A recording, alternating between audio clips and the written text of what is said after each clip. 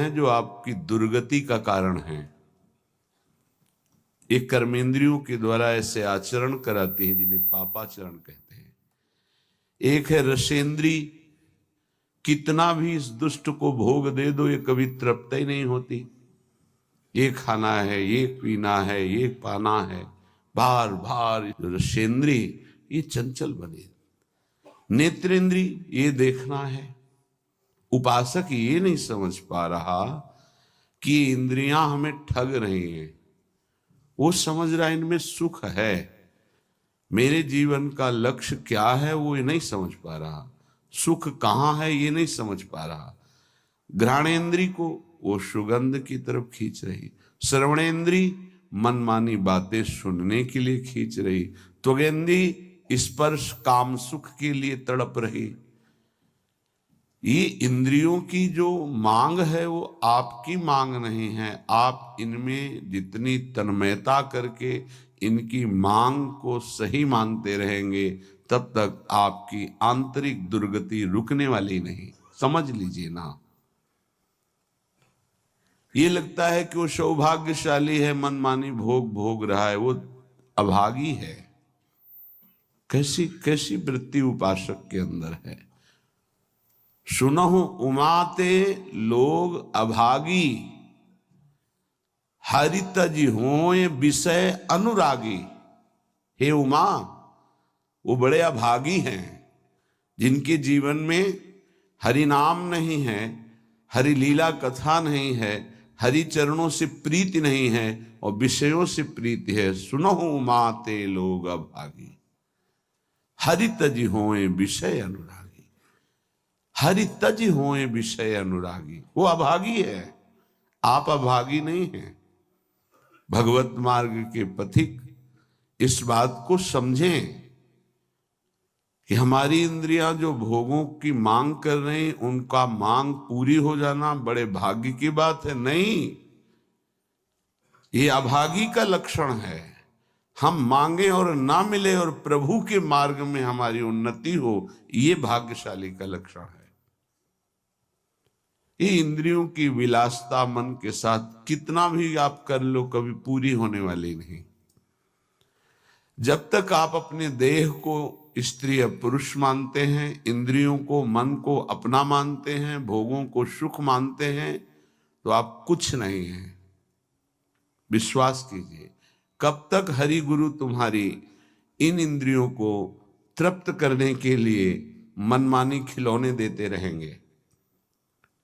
हर तुम्हारी सोच को काल नष्ट कर देगा। इस सोच को यदि अविनाशी बना लोगे तो तुम अविनाशी हो, तुम अविनाशी परम पद के अधिकारी हो जाओगे। बहुत सावधान। श्रीधाम वृंदावन का आश्रय और वास मिलने पर यदि आपको सौभाग्य नहीं लग रहा, भगवत मार्ग में चलने पर आपकी रुचि नहीं बन रही, आपको संसार प्रिय लग रहा है, तो आप सोच लीजिए कि आपकी दुर्दशा कितनी बड़ी है और आगे क्या होगी। आज समझाने के लिए हरि गुरु तुम्हें प्रयासरत है। जब बच्चा खिलौने के लिए हठ ही कर लेता है, नहीं मुझे चाहिए ही, तो वही पैसा खर्च करके पिता खिलौना दे देता है। लेकिन अगर खिलौनों का हठ न करता तो गोद में बैठा लेता।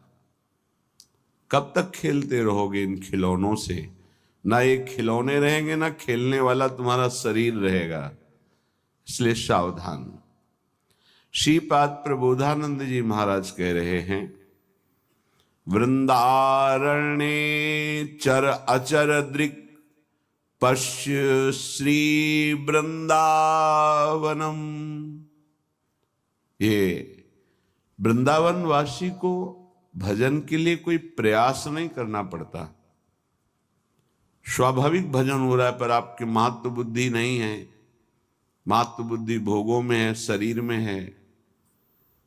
सौभाग्य है कि तुम्हें कोई प्यार ना करे, ये बात हमारी समझ लीजिए, नहीं समझ में आएगी। सौभाग्य है कि तुम्हें कोई प्यार ना करे, दुर्भाग्य है कि भगवान से विमुख कोई हमसे प्यार करे। धिक्कार है हमारे भाग्य को यदि प्रभु के सिवा कोई हमें प्यार करे। ये बात नहीं सबकी समझ में आएगी। प्राकृतिक देह को मैं मानने वाला यही चाहता है कि मुझे कोई प्यार करे। कौन प्यार करे? हरि गुरु से बढ़कर कोई अहेतुकी प्यार करने वाला होता है, और वो प्यार कर रहे हैं, तुम्हें प्यार समझ में नहीं आ रहा। तुम्हें भोग विलासिता प्यार नजर आता है, संसार का प्यार नजर आता है, छल कपट वासना का तांडव ये तुम्हें प्यार नजर आता है। बहुत बढ़िया अवसर है, निकल चलो, नहीं भोगना पड़ेगा। आगे ऐसा अवसर आएगा जीवन में जो तुम्हें ऐसे गर्त में गिराएगा जहां से कोई निकालने वाला नहीं होगा। हृदय की बात कह रहा हूं। आज हाथ जोड़ के प्यार से, शासन से, हर तरह से आपको भगवान प्रेरित करके निकाल रहे हैं। इस दलदल से निकल चलो। आपको अगर दलदल ही प्रिय है प्रपंच का, तो देख लेना, एक समय आएगा कोई समझाने वाला नहीं होगा और तुम्हारी समझ नहीं होगी और तुम्हारा जीवन बहुत दूर प्रभु से होगा। विश्वास करो हमारी बात को। अभी अवसर है, निकल चलो। अभी तुम्हें हरि गुरु की बातें अच्छी नहीं लगती, अभी तुम्हें हरि गुरु का प्यार नहीं समझ में आ रहा, तुम्हें ऐसा लगता है कोई हमारे शरीर का प्यार करे तो वो हमारा प्यारा, इंद्रियों का दुलार करे सो हमारा प्यारा, हमारे मन के अनुकूल चलने वाला मिले तो सच्ची मानिए सारी बातें हरि से पूर्ण होती हैं। अगर कोई तुम्हें प्यार करता है, हाँ, तो नाटक करता है प्यार का, वो तुम्हारा शोषण करना चाहता है इसलिए प्यार करता है। कौन ऐसा हृदय वाला है जो अपने को न्यौछावर करके तुम्हें प्यार करे? वो केवल हरि और हरि गुणगान में मस्त भगवत अनुरागी, दूसरा नहीं। तुम तुम्हार सेवक असुरारी, स्वार्थ रहित जग जुग उपकारी। ये समझ में नहीं आता। प्यार का मतलब समझा जाता है वासनाओं का खेल हो तो प्यार, मनोरंजन हो तो प्यार, हरे मन का भंजन करके, वासना का नाश करके उपासना में प्रतिष्ठित हो जाना, इसे प्यार कहते हैं। जो अविनाशी प्रकृति से भोग कर सुखी होना चाहता है, कभी नहीं हो सकता है। शब्द याद कर लो। खाते खाते दांत टूट जाएंगे, देखते देखते आंख फूट जाएगी, शरीर नष्ट हो जाएगा, पर वासनाएं ज्यों की त्यों रहेंगी और बढ़ती चली जाएंगी। ये जो जलन होती है यही भस्म करती वासनाओं को। सच्चे उपासना के मार्ग में चलने वाले जलन की परवाह नहीं करते, कष्ट की परवाह नहीं करते, वही उस परम पद के अधिकारी होते हैं। कल एक ने प्रश्न किया कि ऐसा कोई मार्ग बताइए जिसमें कोई कष्ट न हो, भगवत प्राप्ति हो जाए। घर बैठ जाओ। ऐसा सृष्टि में लौकिक मार्ग नहीं है तो अलौकिक मार्ग की क्या बात। अगर आपको 500 रुपये चाहिए तो लेबरी करनी पड़ेगी, 8 घंटे मजदूर बनना पड़ेगा और ठेकेदार की बातें सुननी पड़ेगी।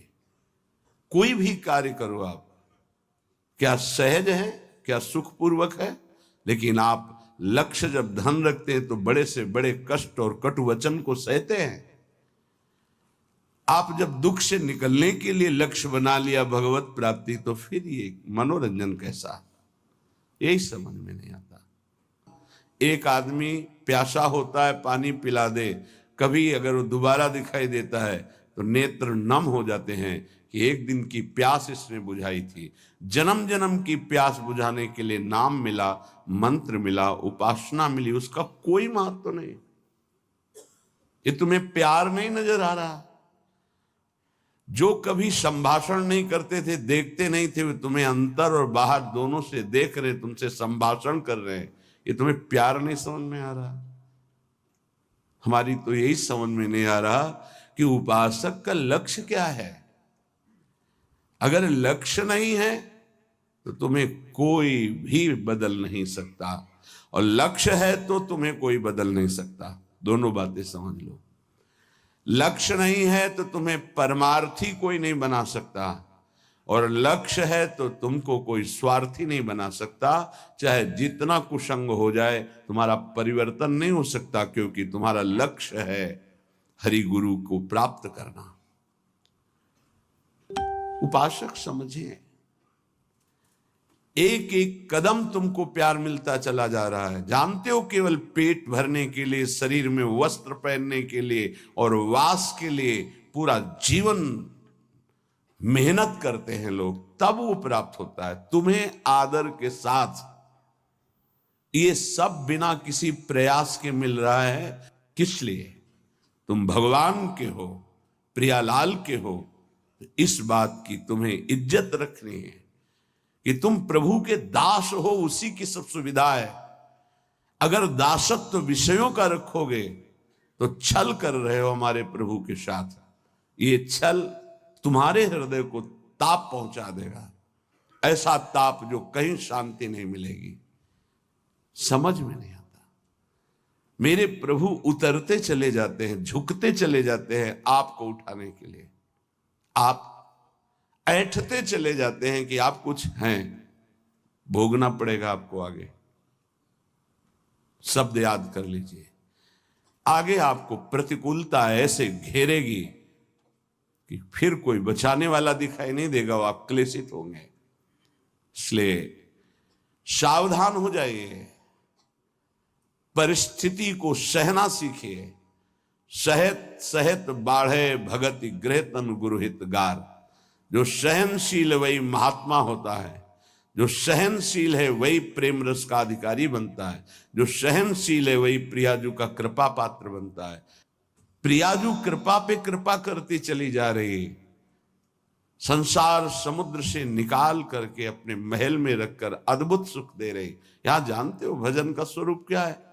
रहना ही भजन हो जाता है। पर रह कहां पा रहे हो? यहां तन यहां रह रहा है, मन विषयों में, मन नाना प्रकार की कामनाओं की पूर्ति में। क्या वृंदावन वास हो रहा है? ये बनवास है। वृंदारण्ये चर अचर दृक् पश्य वृंदावन श्री। जिह्वे वृंदावन गुणगान कीर्त श्रोत्र गृह्यान। वृंदाटव्या भज परिमल घ्राण गात्र त्वमस्मिन्। वृंदारण्ये लुठत पुलकितम कृष्णो केलिस्थलीसु। यह है भजन वृंदावन का। बोले नेत्रों से तुम यहां वृंदावन वासी जो खगमृग पशु पंछी मनुष्य हैं, इनको भाव से देखो। ये सब भजनानंदी महापुरुष हैं। ये भजन के प्रताप से यहाँ कोई सूकर बना हुआ है, कोई कुकर बना हुआ है, कोई पशु पक्षी बना हुआ है, कोई मनुष्य बना, कोई लता, कोई वृक्ष। ये जहां जो कुछ दिखाई दे रहा है, चर अचर दृक् पश्य वृंदावन श्री। ये वृंदावन की अद्भुत श्री वैभव शोभा भगवत स्वरूप है। यहाँ के कुत्ते का भी दर्शन कर रहे हो तो एक बहुत बड़े महात्मा का दर्शन करने से जो फल मिलता है वो मिलेगा, ध्यान रखना। हरिराम व्यास जी आचार्य हैं रस के, वो कह रहे हैं हो मन वृंदावन को श्वान। श्वान माने कुत्ता। यहाँ का कुत्ता कोई साधारण श्वान नहीं है, वो कोई परमहंस महापुरुष है जो प्रियाजू की स्केली कुंज में श्वान रूप धारण किए हुए रज का सेवन कर रहा है। आप क्या समझते हैं? मनुष्य शरीर से भी महान सौभाग्यशाली वो है। क्यों? तुम तो गद्दे पे सोते होगे, वो रज पे सोता है। तुम रज के बने हुए पात्र में विरक्त होकर पाते हो कि नहीं, श्री भगवान जाने। लेकिन उसको भोजन ही रज में मिलता है और रजयुक्त भोजन पाता है। उच्छिष्ट संतों का मिलता है तुम्हें कि नहीं, लेकिन उसको जरूर मिलता है, क्योंकि प्राय उच्छिष्ट ही डालते हैं। संतों का भंडारा हुआ, दोना पत्तल बाहर फेंक दिए गए, एक एक पत्तल को चाट चाट कर साफ संतों की जूठन पा रहा है। कौन है? महाभागवत है वो।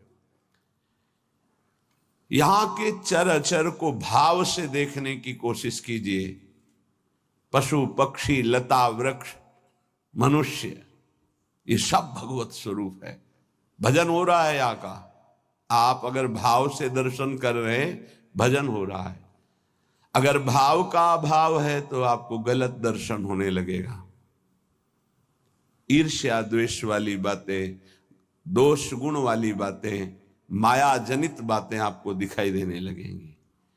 ऐसा यहाँ का भजनानंदी उपासक नहीं देखता, वो भाव से देखता है।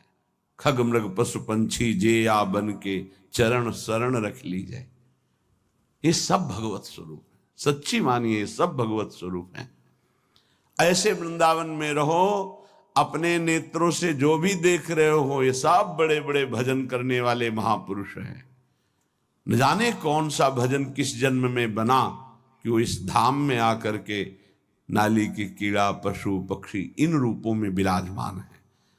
श्रीपाद प्रबोधानंद जी कह रहे हैं, बाहर मुझे चतुर्मुख परम वेदों का ज्ञाता ब्रह्मा पद ऐश्वर्य पद नहीं चाहिए, लेकिन वृंदावन में नाली का कीड़ा बना दो मुझे। ये जितने भी आपकी दृष्टि में आ रहे हैं, आपका भारी भजन बन रहा है। यदि भाव से आप देख रहे, मेरे प्रभु के जन हैं, ये बड़े बड़े भजन करने वाले हैं। चाहे वो कोई बेल हो, कोई वृक्ष हो, ये सब भगवत स्वरूप है।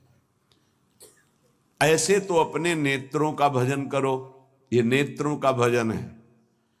अब जिह्वे वृंदावन गुणगान, जीभ का भजन है वृंदावन की प्रिया प्रीतम की रूप माधुरी, गुण माधुरी, लीला माधुरी, कुंज निकुंजों की ये जो चर्चा करते हैं, अर्थात श्रीमद चतुरासी जी गाते हैं, 42 लीला गाते हैं, श्रीमद राधा सुधा निधि, केली मालजू, महावाणी जू, ये सब वाणी का भजन हो रहा है। दिव्य भजन, वाणी की सार्थकता हो रही। नाम कीर्तन करते हैं, राधा राधा राधा, वृंदावन वृंदावन वृंदावन, जिह्वे वृंदावन गुणगान, जीव का भजन हो रहा है, खूब गुणगान कर रहे हैं प्रिया प्रीतम का। कीर्तय श्रोत, श्रवणेन्द्री का भजन हो रहा है, खूब नाम कीर्तन सुन रहे हैं। बड़ा सुख मिलता है जब यहाँ सब उपासक जन जोर से गाते हैं, आवाज पहुंचती, हृदय नाच उठता है। अहो भाग्य, अहो भाग्य, कीर्तन करने वाले और सुनने वाले दोनों का। नाम संकीर्तनम यस्य सर्व पाप प्रणाशनम, सारे पापों का नाश हो रहा है। उच्च स्वर से प्रभु के नाम का कीर्तन कर रहे हैं। कीर्तन श्रोत्र, श्रवणेन्द्री से सुनने मात्र से प्रिया प्रीतम का प्रेम प्राप्त, ये बड़ी सामर्थ्य है कीर्तन में। गुण कीर्तन में जो पद गायन होता है, श्रवण सुनत प्रापक रति राधा पद अम्बुज सुकुमार। आप बैठे हैं यहाँ सभा में और गुण कीर्तन हो रहा तो कृपा की वर्षा हो रही, आप भींज जाओगे। रासमंडल में महाप्रभु हरिवंश चंद्रजू के प्राकट्य उत्सव का 1 महीने पद गायन होता है। हमारी एकांतिक रुचि संन्यास वृत्ति के कारण प्रारंभ में सदगुरुदेव भगवान ने कहा कि आप सभा में क्यों नहीं जाते, तो उनका रुचि नहीं, एकांतिक रुचि रही, अकेला रहना शांत ऐसे। वह नहीं, वो सब उसका फल मिल गया है, प्रियाजू के चरणों की शरणागति। तो जाकर के विराजमान होकर के वहां वाणी सुनो ना, वाणी सुनने मात्र से सभा में प्रियाजू की कृपा प्राप्त होती है। बस फिर आगे प्रश्न नहीं हुआ। गुरुदेव के वचन है। अगर सभा है, ऐसे वाणी गायन हो रहा है, आप बैठे हैं, कुछ समझ में नहीं आ रहा, फिर भी आप निष्पाप हो रहे हैं, प्रियालाल के कृपा पात्र बन रहे हैं, ये बात समझनी चाहिए। कीर्तय श्रोत्र, गृह्यान वृंदाटव्या, भज परिमल घ्राण गात्र, त्वमस्मिन् वृंदारण्ये लुट पुलकितम कृष्ण केल स्थलीषु। तुम श्री वृंदावन के पुष्पों की सुगंध जो प्रियालाल के चरणों में समर्पित है, वृंदावन के पुष्प, ये खास बात है। जो हमारी ब्रजभूमि में प्रकट हुए पुष्प हैं, इनकी समानता करोड़ों रुपए का बाहर से पुष्प लाकर अर्पित करो तो मेरे प्रियालाल को उतना सुख नहीं होगा। यहाँ के हर श्रृंगार का, मोगरा का, गुलाब का, कनेर का या किसी भी का पुष्प, ऐसे मौलश्री का बहुत छोटा पुष्प, बड़ा सुगंधित पुष्प 3 दिन तक वो प्रियालाल की सेवा में अर्पित किया जा सकता है। उसकी ऐसी महिमा है। उसकी माला बना के या 4 पुष्प रख दिए, फिर वो जो घ्राणेन्द्रिय में प्रसादी सूंघा जाता है, जो प्रियालाल के श्रीअंग में इत्र अर्पित किया वो प्रसादी जो घ्राणेन्द्रिय में, श्री तुलसी जो चरणों में अर्पित की गई वो घ्राणेन्द्रिय में, हृदय में जाके प्रेम लक्षणा भक्ति प्रकट करती है। गृहियान वृंदावन भज परिमल घ्राण। वृंदावन, वृंदावन की सुगंधित वस्तुएं बड़ी अनन्यता प्रिया प्रीतम के प्रेम में होती है। पूज्य श्री पंडित रामकृष्ण बाबा जी महाराज बड़े सिद्ध महापुरुष हुए। जैसे आप बाहर से आए हैं और फल अर्पित करें, बाबा स्वीकार नहीं करेंगे। तो उनके पास कोई भी वस्तु लाने के लिए ब्रजवासी का सहयोग होता था। किसी ब्रजवासी को दिया, वो ब्रजवासी जब जाके देगा बाबा स्वीकार कर लेंगे। कोई भी वस्तु है ब्रजवासी के हाथ से, दंडोत बाबा ये रख दो, हम अमुक जगह से आए बाबा ये भेंट नहीं, हटाइए। ब्रजवासी अगर प्रेम से कुछ भी तो वो स्वीकार करते। एक बहुत धनी मानी आए बाबा की सेवा करनी, बोले बात भी नहीं करना जाके। बहुत वो दैन्य हुए तो बोले अगर सेवा करनी है तो जो अनुगामी शिष्य जन थे उन्होंने कहा कि इन घरों में ब्रजवासियों के बाबा माधुकरी लेने आते हैं, इन घरों में सेवा कर दो, वो बाबा को जब देंगे तो वो स्वीकार कर लेंगे। ये थोड़ी सी वृंदावन की निष्ठा रहनी जिससे हम उस रस को प्राप्त होते हैं। गात्र तमस्मिन वृंदारण्य लुंठ। शरीर का यहां पावन होना कैसे होता है? बोले वृंदावन की रज में लोट गया ये लुंठ। तो पुलकितम कृष्ण केलिस्थलेषु, श्रृंगार रस श्री श्यामा श्याम की इस केली भूमि में जो लोट गया, 84 के चक्र से मुक्त हो गया। पहले बहुत ऐसा दर्शन होता था परिक्रमा मार्ग में, रज में, कि ऊपर के वस्त्र बाहरी जन भी आकर उतार कर लौटते थे, दंडवती करते थे। ये दुर्भाग्य है कि सुविधा हो गई इस रोड की, दुर्भाग्य है। नहीं, जो रज में परिक्रमा करने में, दर्शन में, लौटने में सुख था वो इस रोड से थोड़ी है। पर कलयुग भगवान की लीला ऐसी है कि इतना आधुनिकता बढ़ती जा रही है कि रज रानी को प्राप्त करना दुर्लभ हो गया। अगर रज रानी लें तो वृंदावन की परिक्रमा में कहां से लें? परिक्रमा तो रोड में अब हो रही है, और रोड में रज रानी कहां मिलेंगे? वृंदावन का जो शुद्ध भजन है वो इस रज की अनन्यता से जागृत होता है, वो बुद्धि से नहीं जागृत होता। जो रजोपसेवी जन है उनके हृदय में जुगल जोरी का भाव जागृत होता है। महोज्वल रसोन्मद प्रणय सिंधु निस्यंदनी, महामधुर राधिका रमण खेलना नंदिनी, रसेन समधिष्ठिता भुवन वंद्य वृंदया, चकास्तु हृदय में हरे परम धाम वृंदाटवी।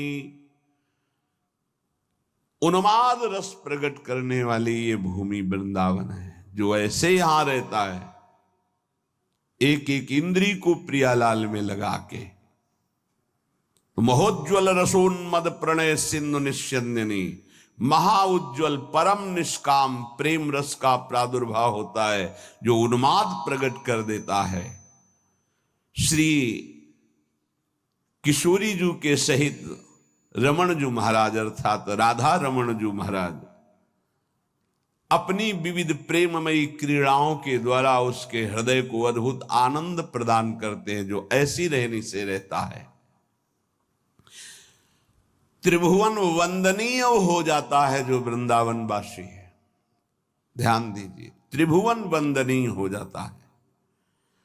कहते हैं कि आप नाम जप करो तो आपकी जिह्वा का रोग ठीक हो जाएगा। हर इंद्री समय बीमार है हमारी। नेत्र इंद्री गलत देखना चाहती, श्रवण इंद्री प्रपंच सुनना चाहती, वाक इंद्री प्रपंच की बातें करना चाहती, रसेंद्री सांसारिक भोग भोगना चाहती, जनेन्द्री, हर इंद्री अपवित्र हो गई है। इसको इस रहनी से पावन करो।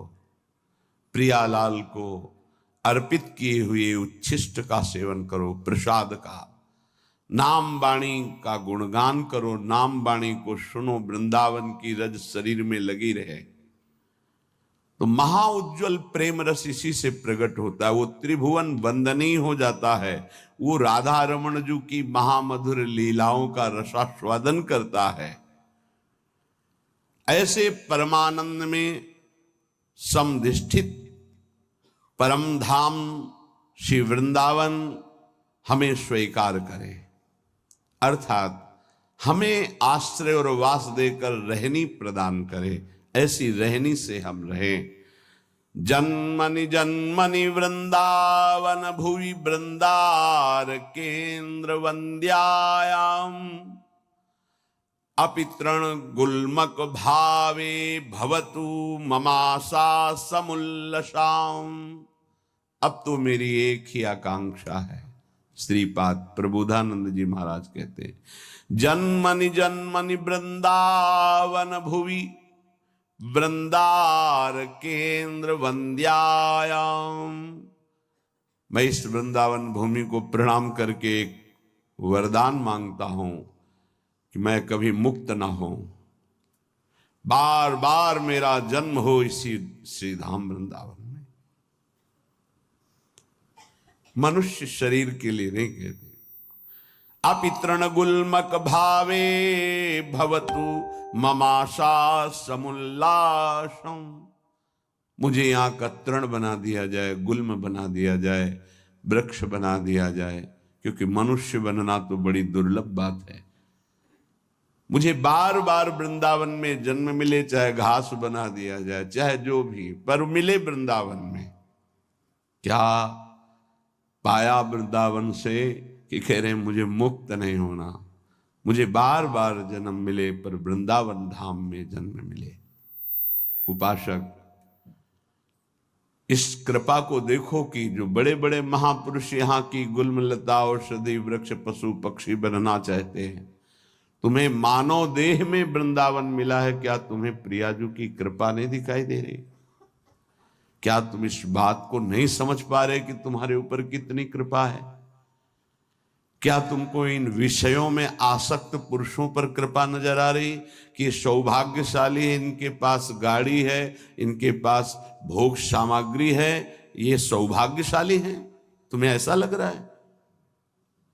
जरूर तुम्हारी बुद्धि दूषित हो गई है। सौभाग्यशाली वो है जिनका संबंध प्रियालाल से है, चाहे वो गृहस्थ हो चाहे वो विरक्त हो।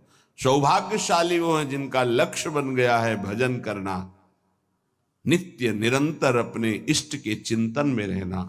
कैसा दुर्भाग्य है कि हम अपने प्यारे को छोड़कर संसार की कोई वस्तु, व्यक्ति, स्थान का प्यार चाहते हैं। कैसे धिक्कार है बुद्धि को, कैसे समझाएं? अरे बहुत थोड़ा समय है, अभी तो तुम इंद्रियों के भोग विलासिता की चाह कर रहे हो। अभी भयंकर रोग कोई प्रकट होने वाला है, तुम नहीं समझते हो। फिर क्या करोगे? फिर रोग निवृत्ति के लिए रोगे। कर्म कभी डंडा लेके किसी को नहीं मारता, ध्यान रखना। कर्म घटना बनता है, कर्म परिस्थिति बनता है, कर्म भयानक रोग बनता है, कर्म बुद्धि को भ्रष्ट करता है, कर्म डिप्रेशन बनता है, कर्म नाना प्रकार की कुचिंताएं ये बनता है। आप समझो, बुरी दशा आने के पहले बुद्धि बदली जाती है, बुद्धि को भ्रष्ट किया जाता है, बुद्धि को गिराया जाता है। गुरु कृपा पात्र, हरि कृपा पात्र, और बुद्धि को छोड़ दे विषयों की तरफ, ये तो बहुत बड़ी हानि का विषय है। सावधान, इस जन्म को मत बर्बाद करो, बहुत कृपा हो गई। कुछ देखी देखा बाबा जी बन जाता है, देखी देखा है। इसका बाढ़ा जोग, छीजी काया बाढ़ा रोग, सधुवई भाषा। एक ने देखा बाबा जी को तो बड़ा सुख है, उनको क्या पता सच्चे मार्ग के पथिक को जितनी मेहनत है विश्व में कोई सी को इतनी मेहनत है ही नहीं। सच्चाई से समझ लीजिए, कम से कम 5 बजे तक तो सोते ही हैं लोग, वैसे तो 9-10 भी बज जाते हैं। तुम मेहनत करते हो, क्या मेहनत करते हो तुम? बाहरी शरीर की, और रात रात भर जग करके, दिन दिन भर जग कर अपने मन को मारकर चिदानंद तत्व में लगा रहे। अरे जिस अनंत ब्रह्मांडों के स्वामी को सोचने की भी तुम्हारी सामर्थ्य नहीं कि वो है, वो निरंतर उनके प्यार और दुलार में अपने आप की हर इच्छाओं को भस्म करके, हर परिस्थिति को सह करके आगे बढ़ रहे हैं। तुम्हें क्या पता? किसी भोग को लक्ष्य रख करके संत वेश होना या परमार्थ में चलना, किसी सुविधा को लेकर या किसी पद को लेकर, पक्का समझ लीजिए आपका हृदय जलेगा, आपका शरीर दुखी हो जाएगा, पक्का। यदि लक्ष्य है कि हर कष्ट सहकर श्यामा श्याम की प्राप्ति करेंगे, तो पक्का समझ लीजिए आपका हृदय शीतल हो जाएगा और आपको कोई भी विपत्ति, कष्ट, रोग स्पर्श नहीं कर पाएगा। आएगा, स्पर्श नहीं कर पाएगा। दुख देना तो अलग की बात रही। तो समझो, ये हिसकी हिसका वाला बाबा जी का भाव नहीं होता कि सामने बगल वाला बाबा जी बन गया तो अब हम भी संत वेश पहनेंगे। जैसे नहीं बच्चे में होता कि वो पैंट शर्ट बनवाया, हमको ऐसी ही चाहिए। ऐसे मत बनो, ये मार्ग ऐसा नहीं है। पूरे जीवन जला जाता है, जला जाता है, केवल कष्ट सहा जाता है। ये तो बाद का परिणाम आप देख रहे हो।